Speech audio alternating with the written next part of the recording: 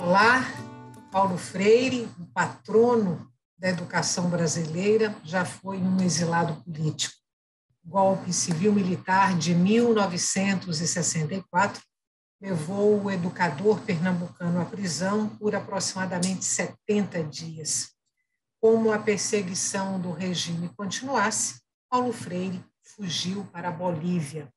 Começava ali um exílio de 15 anos que ajudaria a transformá-lo num dos brasileiros mais respeitados do mundo.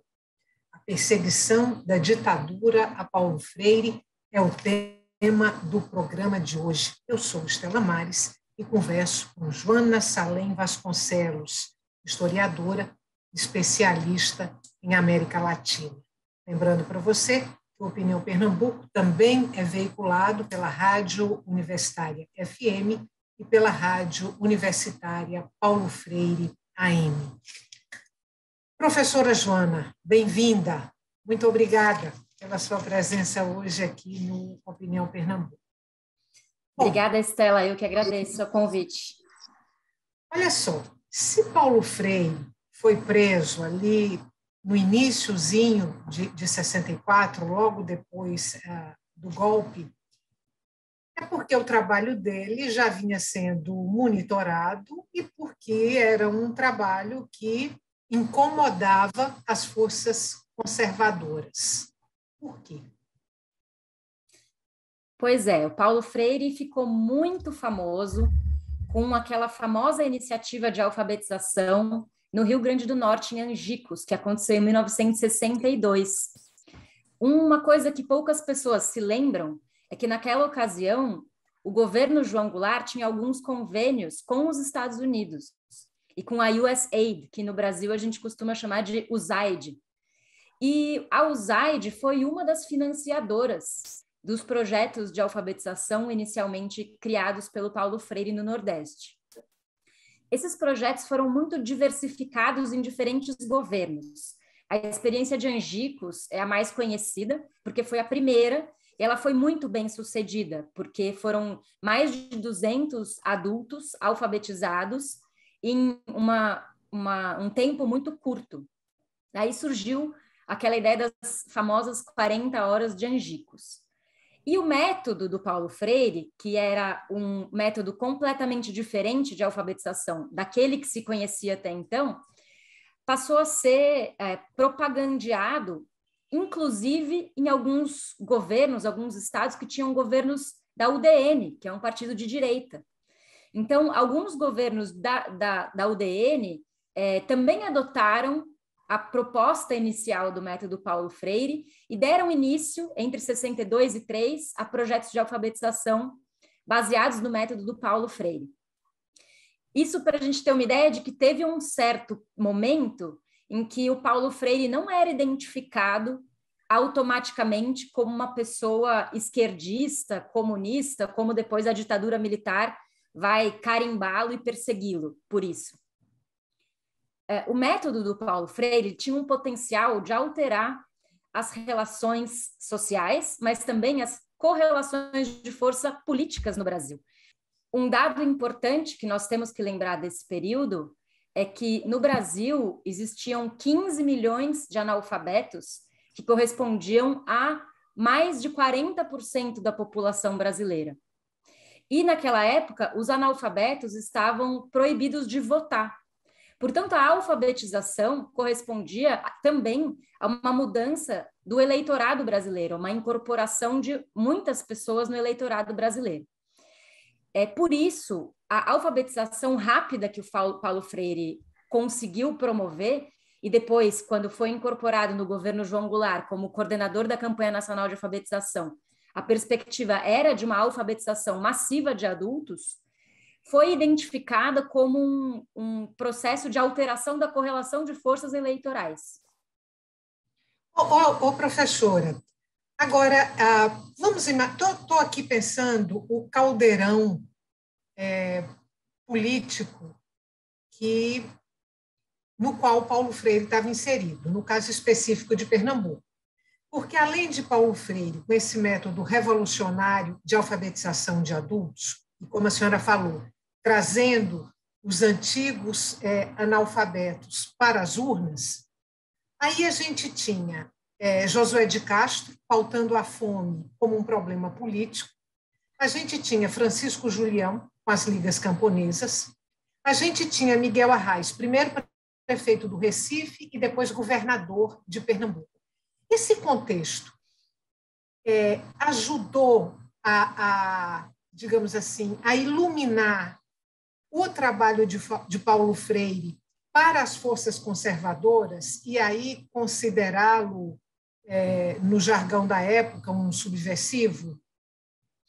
Foram muitos fatores que levaram ao golpe de 64. A gente pode dizer que o governo João Goulart foi muito promissor, porque apresentou uma quantidade de reformas bastante profundas que depois nenhum outro governo apresentou com a mesma profundidade.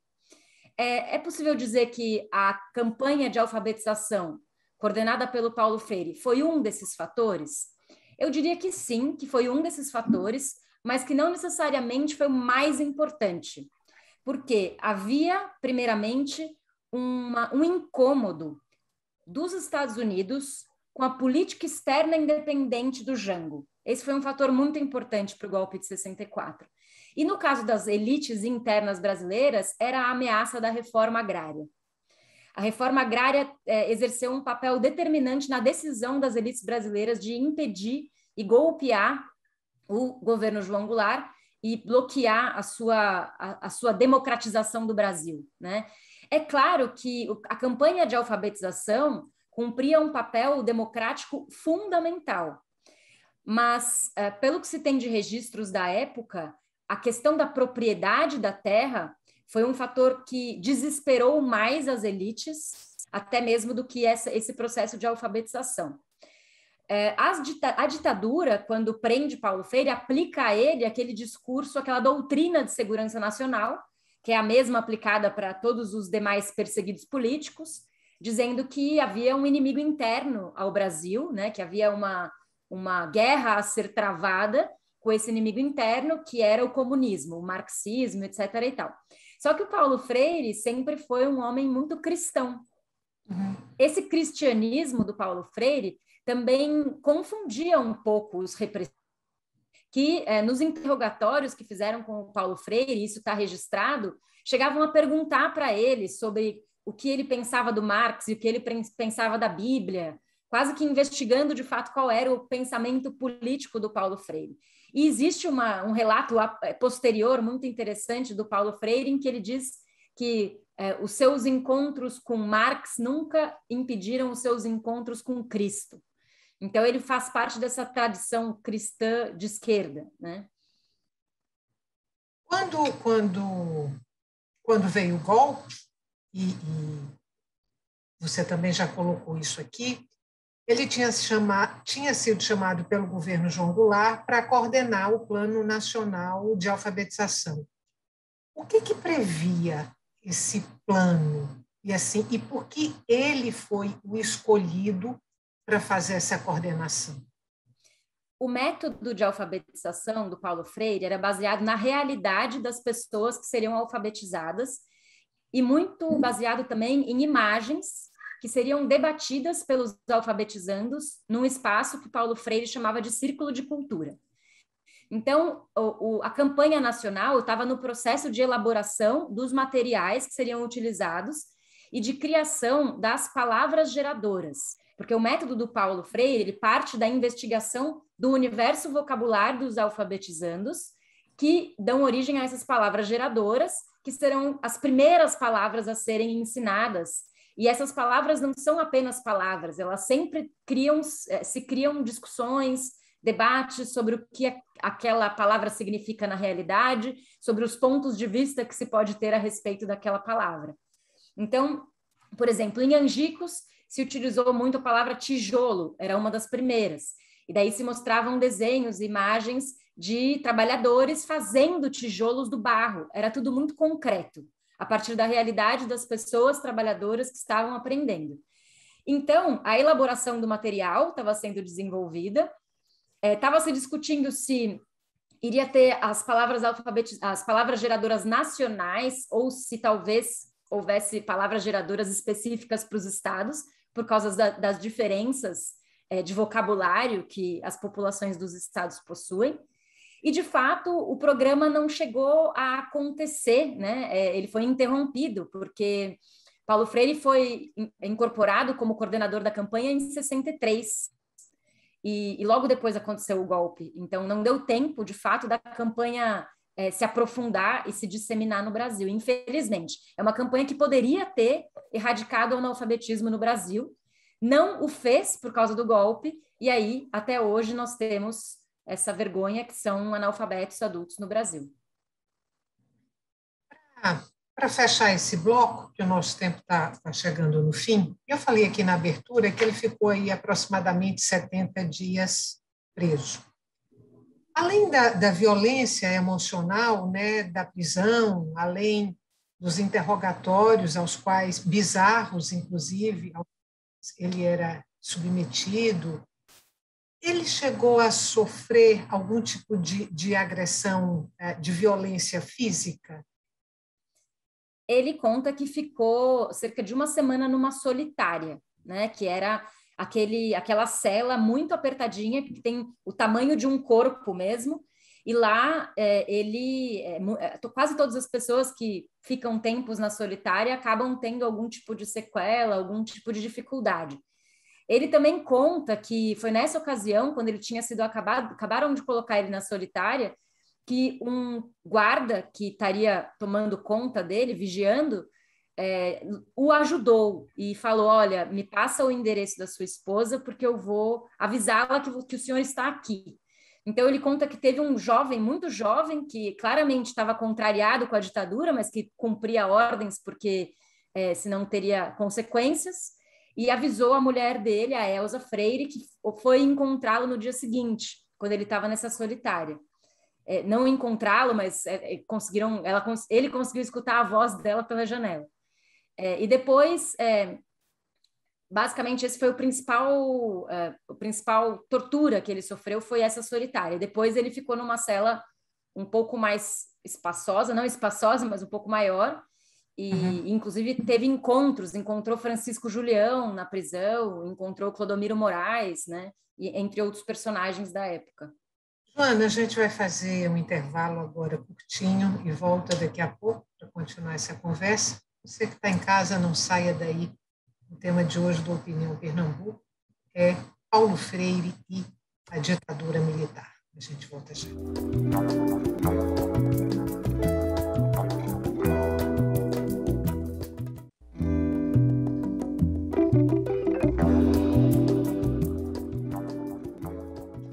Estamos de volta para o segundo e último bloco do Opinião Pernambuco.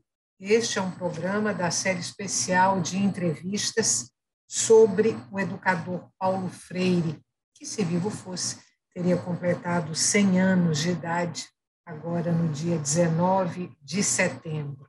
O tema do nosso programa é Paulo Freire e a ditadura militar. Eu sou Estela Maire Saldanha e converso com Joana Salem Vasconcelos, historiadora, especialista em América Latina. Eu lembro para você mais uma vez que a Opinião Pernambuco também é veiculado pela Rádio Universitária FM e pela Rádio Universitária Paulo Freire AM. Professora Joana, Paulo Freire foi preso logo depois do golpe de 64. Em julho, se não me falha a memória, em algum momento de julho, ele foi libertado e em novembro ele vai para a Bolívia. Qual foi o roteiro do exílio de Paulo Freire?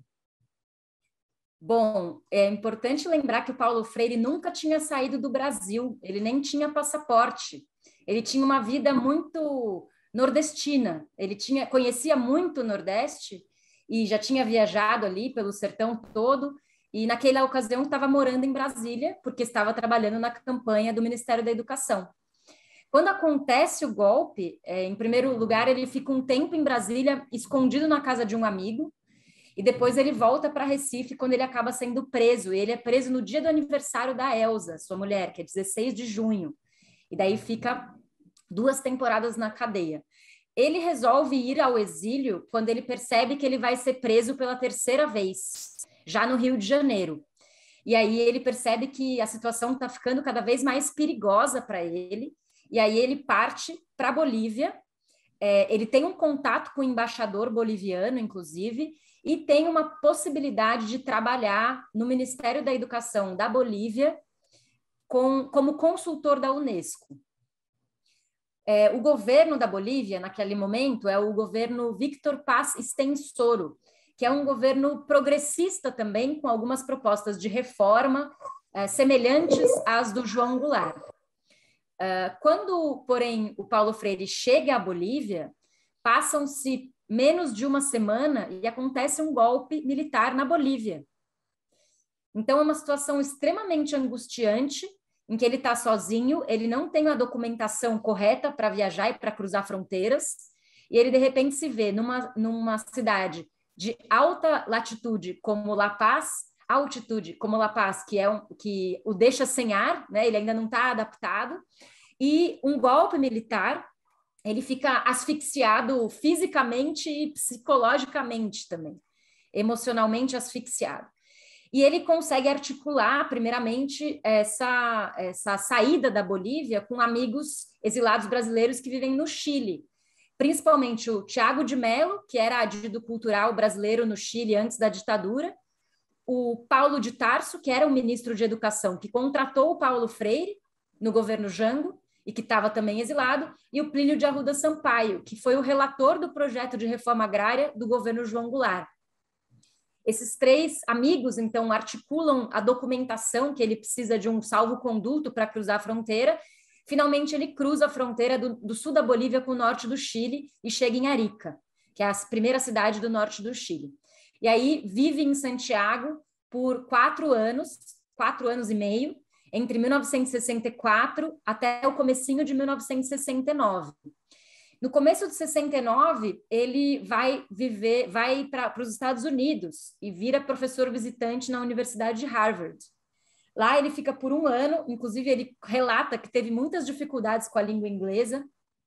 Ele conta que se não fosse a esposa dele, a Elza, mais uma vez, talvez ele tivesse desistido, porque era muito desafiador o inglês para ele. E depois desse 1 ano nos Estados Unidos, ele já tinha um contrato em Genebra, para onde ele vai chefiar o Departamento de Educação do Conselho Mundial de Igrejas, onde ele realmente fica durante cerca de 1 década, antes de voltar para o Brasil. Só que quando ele vive em Genebra, ele viaja muito, porque é o Conselho Mundial de Igrejas. Então, o método dele se mundializa, de fato, a partir desse grande respeito que a estrutura da igreja deu a ele como um educador de qualidade planetária. E por isso ele viajou para muitos países da África, para muitos países da Ásia, voltou para a América Latina algumas ocasiões ao longo desse período e em 1980 volta para o Brasil. Entre os amigos que o ajudaram a sair da Bolívia e ingressar no Chile, Tiago de Mello, o poeta? Sim. É ele? É o poeta que escreveu canções para o Fonema da Alegria, depois de uma noite que Paulo Freire, em Santiago do Chile, contou aos companheiros brasileiros exilados que estavam ali, na casa do Tiago de Mello, como tinha sido a experiência de alfabetização no Nordeste. Aí o Paulo Freire conta que 2 dias depois o Tiago de Mello ligou para o Paulo Freire e disse: eu preciso te contar um poema. E daí ele declama o poema por telefone. Que feliz encontro, tá vendo? Apesar dos pesares.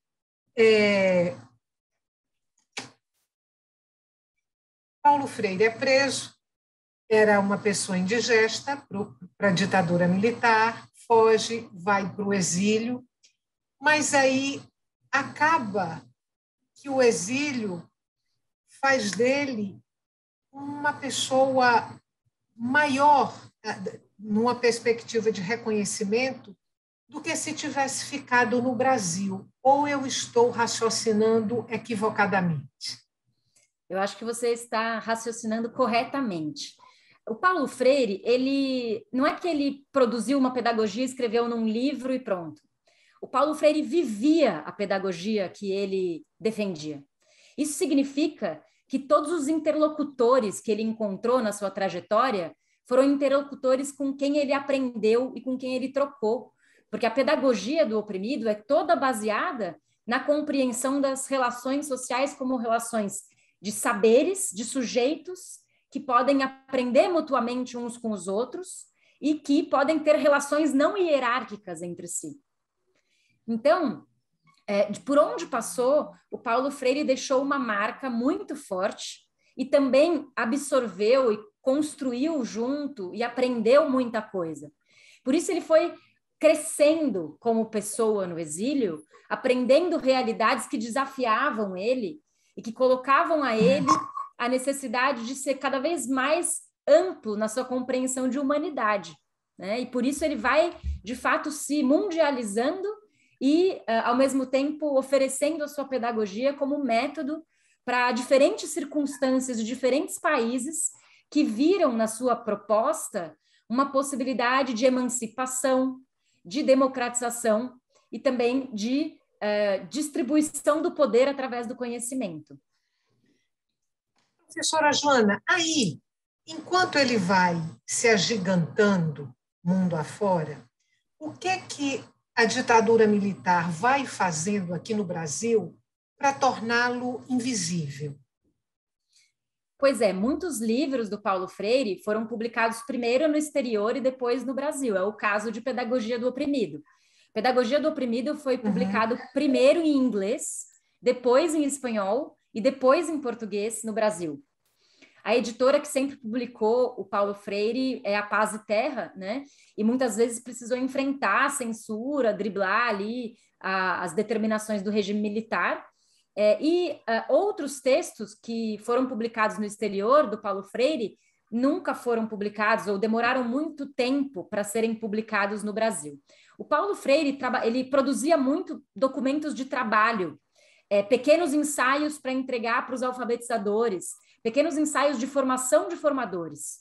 Esses documentos de trabalho, muitos deles, por exemplo, produzidos no Chile, alguns foram depois reunidos em publicações no Brasil, nos anos 80, por exemplo, né? Quando, inclusive, ele já tinha voltado.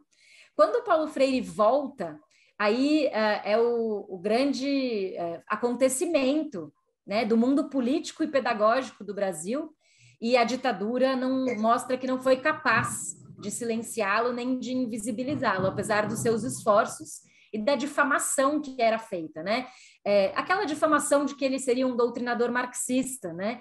Que, na realidade, só quem realmente não conhece nada de Paulo Freire é capaz de acreditar numa coisa dessa. Professora, aí ele volta do exílio, né? Vem a redemocratização do país, ele volta do exílio, vai ser secretário de Educação da cidade de São Paulo. Bom, em 2012, e me corrija se eu estiver errada, porque agora a memória falhou, mas é em 2012 que ele vira patrono da educação brasileira. E aí vem o impeachment da presidenta Dilma e Michel Temer e, na sequência, Jair Bolsonaro. Quando Jair Bolsonaro assume a presidência da República, começa uma grande campanha, novamente, de difamação, de destruição da estatura de Paulo Freire como homem público e como educador. Porque as pessoas ainda têm medo de Paulo Freire, ou porque as pessoas, e aí eu me refiro ao governo e seus seguidores, medo ou ódio de Paulo Freire. Por quê? Eu acredito que a direita e a extrema-direita brasileira têm medo ou ódio do Paulo Freire, principalmente porque a pedagogia do Paulo Freire é realmente a pedagogia mais anti-autoritária que foi criada no Brasil. ela é baseada na única possibilidade de que dois sujeitos se relacionam, ou muitos sujeitos se relacionem, e o combate à objetificação do outro. As relações autoritárias que o bolsonarismo impõe e que a sociedade brasileira possui muito antes do bolsonarismo, é bom a gente lembrar, né, que a sociedade brasileira é autoritária. Antes do Bolsonaro nascer, já existia autoritarismo, né? Então, a forma autoritária que se assume agora é essa, do bolsonarismo, mas a pedagogia freiriana, ela é quase como um desarme do autoritarismo.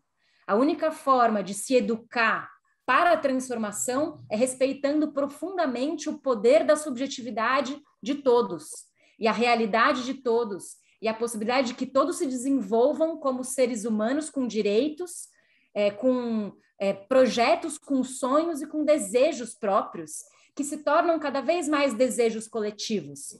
O Paulo Freire, curiosamente, também é muito apropriado pelo discurso liberal ou neoliberal, porque essa ideia de ter sonhos pode ser numa perspectiva individualista.